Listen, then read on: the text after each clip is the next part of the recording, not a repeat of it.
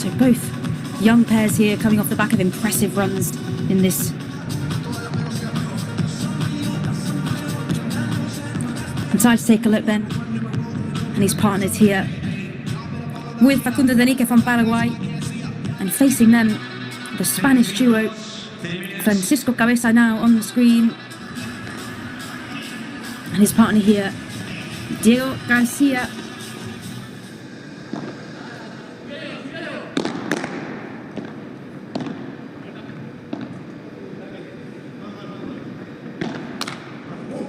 (2006), 18 years old, but you'll see he's an impressive height, just shy of 1.9 meters, giving him that edge to perform, allowing him to dominate with his forehand and effectively control those rallies to set up.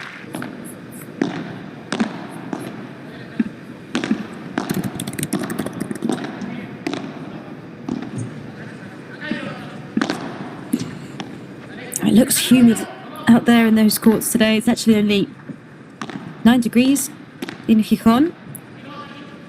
But of course, when the players are indoor, the outside climate and weather conditions really don't matter that much. It's a lot more about the temperature and atmosphere, and the height of the room looks so close to touching the net. Of course, if you do touch the net, these players, it will class as a fault, but that was going all the way over anyway. And this is Cabeza on the serve. There with his versatile shot selection, so exhibiting a wide array, choosing very wisely. And we'll see extremely well controlled on his lobs when he gets the opportunity to perform them. We'll see one here. It's precise, he knows where he wants to put it. And I think Cabeza today, with those precise lobs, will be trying to challenge Aragón Dehnike to serve.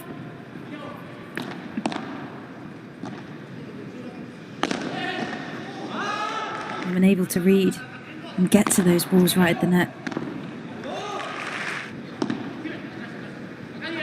Now Aragón Dehnike here, the Paraguayan out of the Spaniards on court. Diego Garcia here on the serve. He's already displayed the power he has when he gets up close to the net and how fast he brings that racket down. Pairing in the round of 32, had a good game beating the pair that had qualified, Olsen and Woodkerson. 6-1, 6-2, a pretty comfortable round of 32 match there, and not too dissimilar to their round of 16, but that was actually against the 8-seeded Steno Richters in Almere. They won that 6-2, 6-3.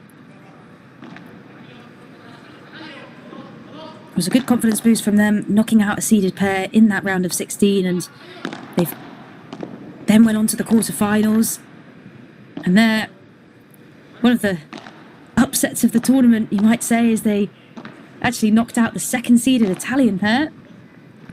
7-6, 6-2.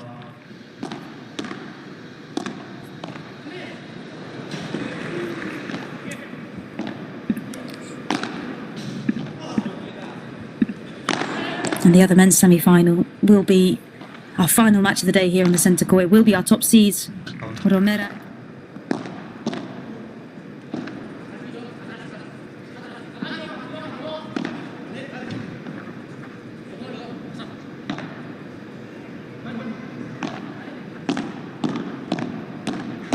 Good deception there from Garcia. Just cleared the net for Cabeza. Brilliant play, just to keep the rally going. Aragón here, I think, just trying to push them to the back of the court, using those lobs, impatiently waiting at the net there, just for the smallest of touches.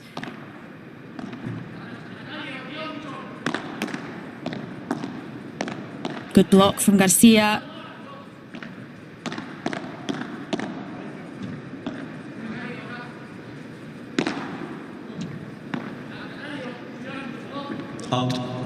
Now, when it's coming at you so hard, the tension in the wrist is so important. And your reflexes and reaction time needs to be second to none to make sure that your footwork, and on these types of professional tours that when we go to the match statistics at the set, being able to capitalise on that so far in this first set. It's back on service. Cabeza García, we noticed that it was so close, it looked like it just touched the mesh on the outside slightly. Pace.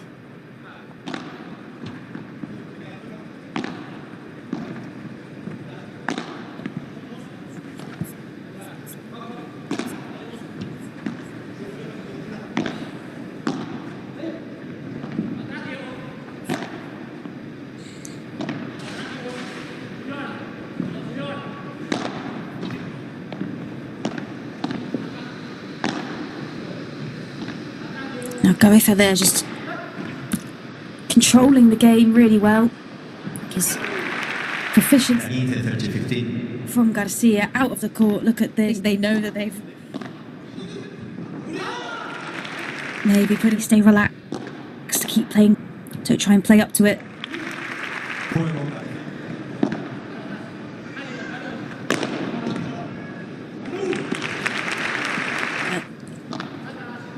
Has come into this, I think, feeling more comfortable as these matches have gone on with his aggressive net play. He's known for that power, but this is a chance for players like this that wouldn't normally be able to compete in these competitions. They are here, they are competing on the world stage, and they are showing his finesse here and a smile. We'll be back 6 times, in fact, over the course of the Premier Padel calendar.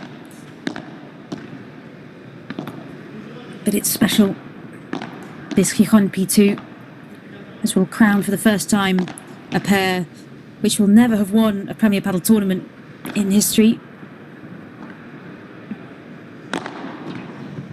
And in fact,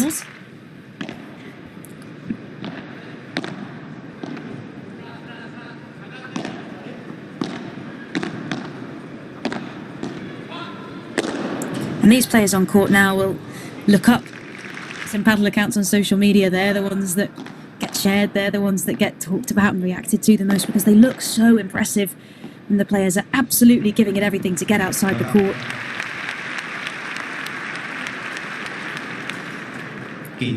Excellent positional play there from Cabeza.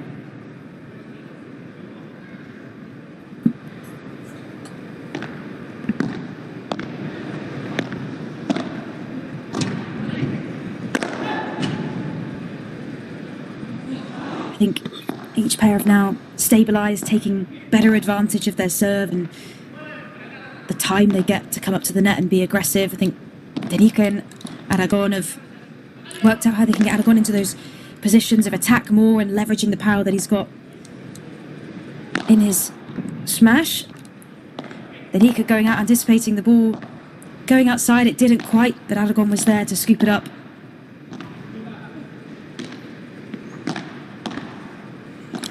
Look at Garcia when he goes for that smash. His whole body comes off the ground to get as much power as possible on it.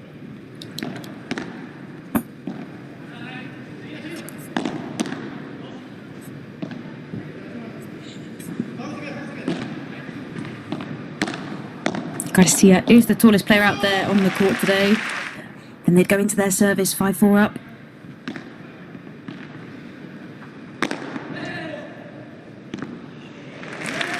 Here serving, they'll serve here to win the first set, and they looked calm and collected on the bench between them. It was the other bench of Aragón and Dehnike with their coach getting some words of, I think, tough love there on the sideline. He was saying, hay que pensar o vais a sufrir, saying that you have to think here or you're going to suffer. You have to I want to be up there one day. I want to be the next Galán or Lebron.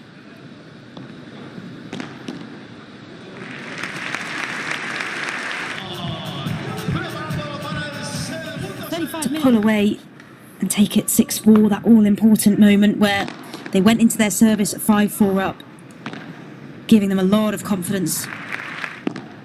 They'll be saying, hey, that wasn't good enough for us. They've got to think and work as hard as they can now to try and turn this around and bring it to a 3-set semi-final. Finals place up for grabs. But that's Elegant, that's clever play there from Cabeza. ALTO. 30 iguales, Sergio.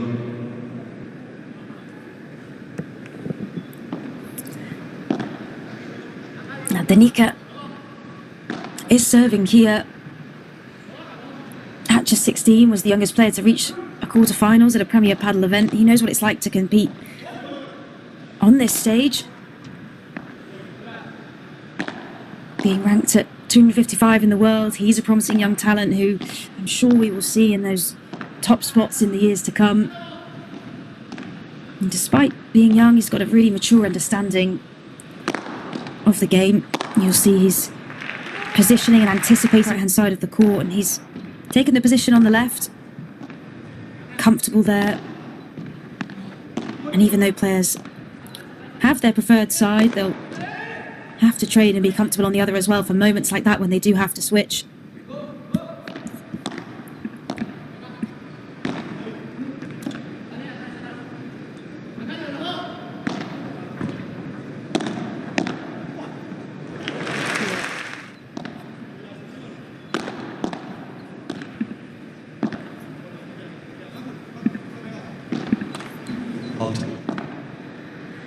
It's our second stop in the Premier Padel Tour of 2025. We come off the back of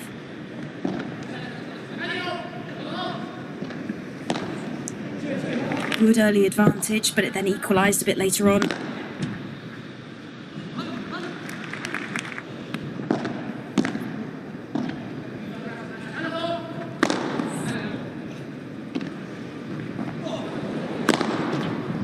Through the legs from Aragón. It's really good here to try and get Aragón and Dehnike moving around. Most of what he was saying, I was telling them hay que relajar, hay que concentrarse. Nothing too technical that he's giving them advice on. It's mainly about their mentality and how they're feeling in their heads, really. And I think that's fair. He's there, he's seeing that. Well, he knows that these players are technically able to compete here at this level with Cabeza García, but they'll really be wanting to play a little bit smarter, minimise the unforced errors, and I think just relax. Of course it's a big moment for them. They'll be really wanting to make it through, to play against or in front of a Spanish crowd even. The nation home. To most of the top players in the world, crowds are passionate. They've seen a lot of good paddle. And especially this crowd who, in the Asturian region, it's been a long time since they've seen professional paddle of this level, almost a decade. And even though the 8th tournament in Spain in Premier Padel's history, they've only gone so far to Madrid, Barcelona, Malaga, Sevilla, Valladolid. It's nice to be up here in the north, talking about relaxing. The serve, not the most difficult shot to return, and a crucial one to ensure you're in the rally.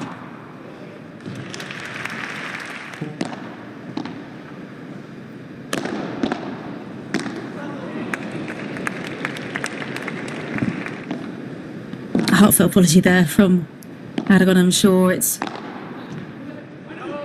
there's even a point that just hits the net. The FIP tournaments, that of course, as well as these Premier Padel Tours, contribute to their ranking points. It's a big moment here for both sides as Cabeza is on the serve. Cabeza García break the serve, taking it to 3-all and going into their serve. It will keep them in this. And they are very much in this. I think Cabeza García do look a little bit more comfortable. They're using the serve not just to begin the point here, but to get up as close to the net as they can. Great block from Cabeza. After the lob is so key. Don't want to let it come down too low because you're risking it like Cabeza then and it goes into the net. Don't want to catch it as a risk, it'll go and hit the back glass, so you do remember, it might not look it in some cases, but that lob is an attacking here in this second set. As wide as possible. Look at that recovery from Cabeza. The pace has definitely quickened. We're getting a lot more of those. ALTO. It's been a characteristic of this second set with a lot of fast-paced play at the net and then opening up for the powerful hitters here. Aragón closest to the camera here on the left-hand side, and then Cabeza or Garcia. Probably out of the two. Not too much in it on that pairing, but Garcia maybe coming in slightly taller with a couple more of those winners out of the pair.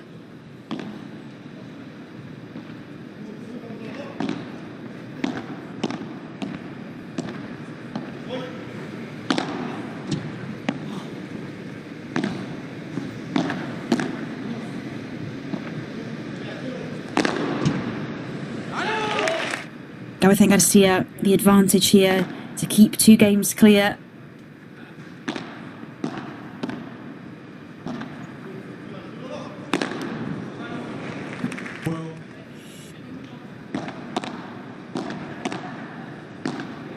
I think it looked like he did slightly touch the net with his feet there, unfortunately.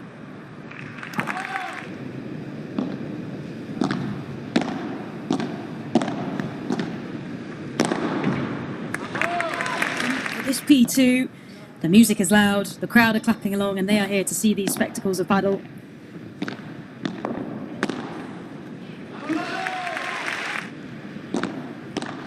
And that por cuatro, that smash from Aragón, using all his power to take it. Dehnike gets though, after it bounces so high. Aragón, well recovered. Can they get the touch? Yes, he can. Mid-court position that I think just caught by the ball.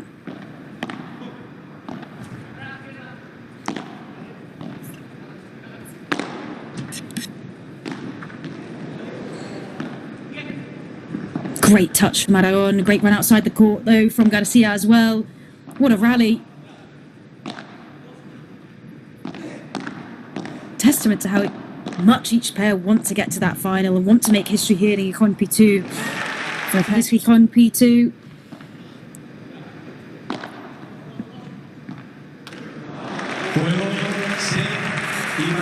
And it is Cabeza Garcia won the match in 2 sets. And they are our first finalists. It smiles them all round from Aragón and Dehnike. They are well aware of the achievement of getting through to this semi-final in the first place. But here it is.